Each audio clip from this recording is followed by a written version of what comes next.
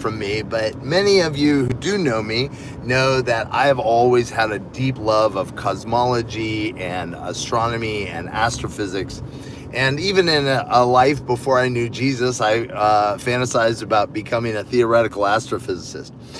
But one of the things that I'm always fascinated by is how absolutely amazingly, incredibly beautiful our cosmos is, but also how that all of reality, all of this world that we live in is just it's on a knife's edge for creating a place where we as humans get to live and exist and experience love and life and God and each other.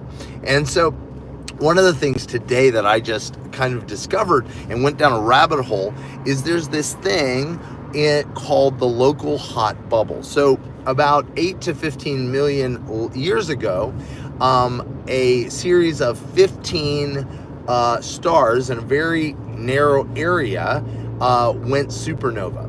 And so if you know this, in the life cycle of a star that's a little bit bigger than our sun, will, when it slowly over time, it eats up all of its fuel and it starts to collapse in on itself. But what happens is it gets down to a certain size, and then all of a sudden it can't get any smaller, and it explodes outward and it goes supernova. And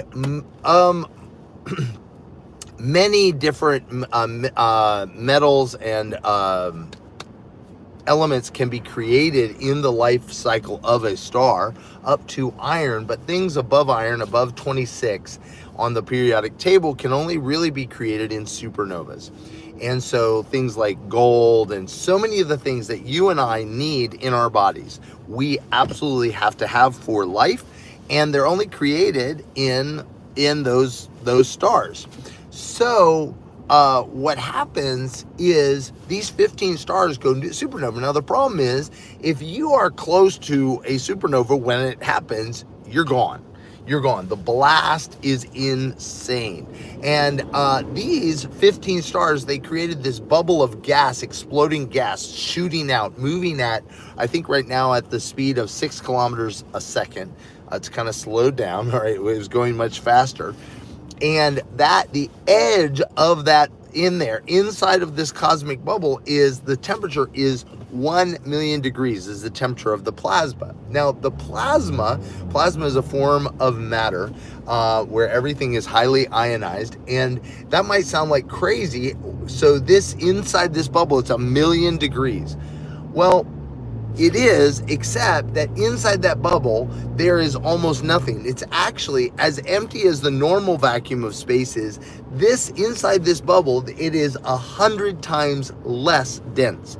So even though the molecules inside the plasma are 1 million degrees, that molecule is, there's so few of them that it doesn't really matter. We would still think that space is cold, but the actual, so the 1 million degrees is how fast the actual particles in that space are moving, but there's so few of them it doesn't really matter. All right, so for instance, inside of our solar system, there's like 1 molecule of hydrogen for every cubic meter, right? So 100 times less than that. Okay, so the interesting thing is that, where do you think we are? Well, when these 15 stars went supernova, they were traveling, they exploded outward. We were outside, we were well outside of that. Now, we experienced the blast, and they can see down in various places in our soil when that happened 14 million years ago. They found it in the same events in the soil samples of the moon. They know this all happened at about that time. These 15 different stars went supernova. If we had been close, we would have been absolutely destroyed. The blast is unimaginable. However, We passed right into it, through it, and guess where we are right now at this moment? We are smack dab in the very center of this bubble of emptiness. Everything has been cleared out, but we passed through the way, that wall, and we gained so many of the minerals and the things we need for life, the things that are only created in a supernova we got as we passed through that cloud. We're now in the very center of the cloud. Well, the other interesting thing about the cloud is the cloud prevents cosmic ray flux. So in the universe is a scary place full of massive radiation sources that are shooting crazy radiation throughout the cosmos. So much of that radiation is just off the charts. It is so violent, and if we experience it, it can destroy us. It can absolutely kill human life on planet Earth. If we got a absolute radical gamma ray burst aimed directly at our planet, we could be destroyed. Well, guess what? What does that bubble do? It protects us.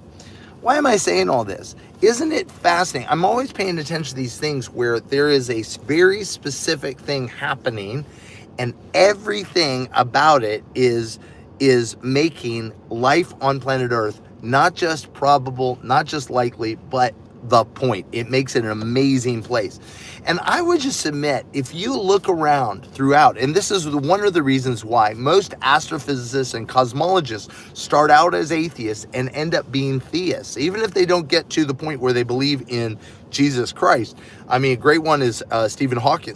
He said, I don't think he's good, but there has to be a God. Because the more we look at the universe, the more we see the hand of God create everything perfect for us. So I just want to bless you. I want to bless you that if you live in a world where you feel like everything, that God is capricious, that God doesn't care, that God's not for you, that it's just terrifying, I just want to bless you. No. This world that God has given, he is for you. He placed Adam and Eve in the middle of a garden, in a little bubble. He placed the earth inside of a bubble, right, of safety and care and protection, so we could thrive, so we could come to know him, so we could expand the garden, the reign and rule of God in the earth, where blessing would increase. And in fact, if you look at the history of the world since Jesus, since 30 AD, the world has been getting better and better and better, and it's all predicated on what Jesus brought through the gospel. Have horrible things happen in the name of Jesus? Yes.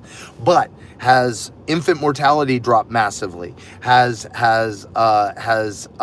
poverty rates dropped radically? If you just track it through time, right? It's easy to be impressed with what hasn't happened yet, but if we look at the decrease in loss in war, yes, absolute numbers have gone up, but the absolute population of the world has exploded, right? If you look at all these things, we will see how God is moving. We're seeing this ever increasing. I love the line in Revelation, of the increase of his government, right?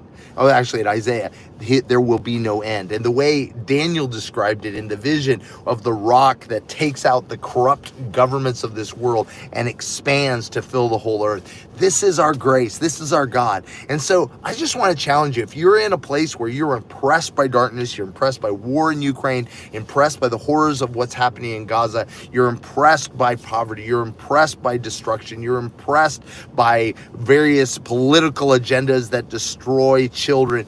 Guys, anything we're impressed with, we empower. Let us be impressed by the goodness of God, the greatness of God, the beauty of God, the degree to which he's for us and he's not against us. We've never been enemies of God except in our own minds, is how Paul puts it, but rather he's always been for us.